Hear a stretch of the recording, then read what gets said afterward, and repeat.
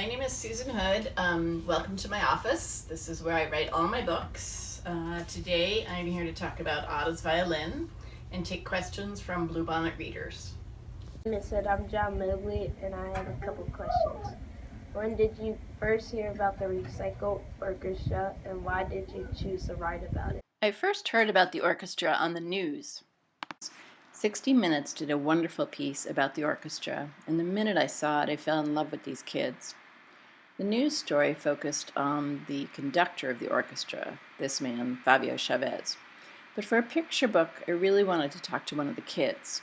I wanted to find out what it was like to grow up in a town made of trash. What did you do to research this book? That's a great question because research is such an important part of writing a nonfiction book.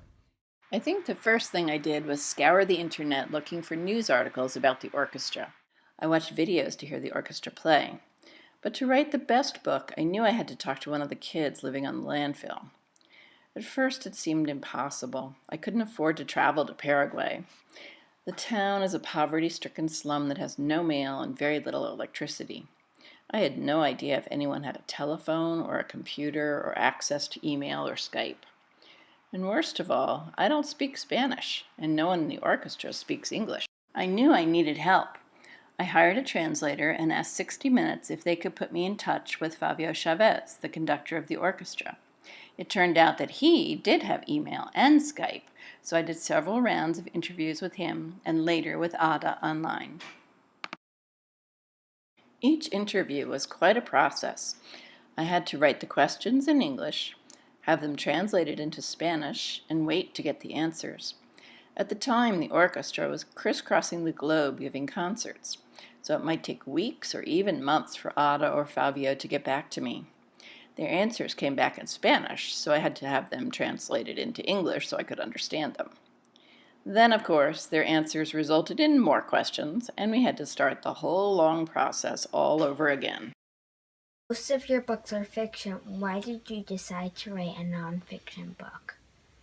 This is a rags to riches story that no one would believe if it were fiction.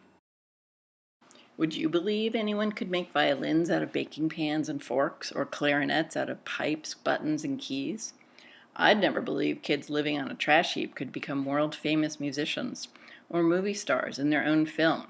You just can't make this stuff up. I found Ada's story astounding because it's all true, so it had to be nonfiction. Do you have any advice for kids who want to make a difference in their lives or community? Maybe start with what you're interested in. If you have a particular talent or passion, think about how you could use it to help other people.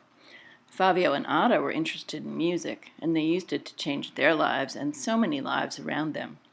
And as Ada's story shows, kids can do amazing things. What advice would you give to young authors? My best advice would be don't be afraid to ask for help. Most nonfiction writers I know talk to a lot of people, friends, family, teachers, librarians, scientists, artists, and other experts for help finding good information. Then writers read their work aloud to friends in a writer's group and revise it accordingly. You could do that too. Everyone can use a little help. Think about it. Fabio couldn't have taught music without instruments made by this man, Cola Gomez. Ada couldn't have learned to play the violin without Fabio. And I couldn't have written this book without the 60 Minutes producers, my translator, Fabio, Ada, or my wonderful agent and editor. To paraphrase the Beatles, we get by with a little help from our friends.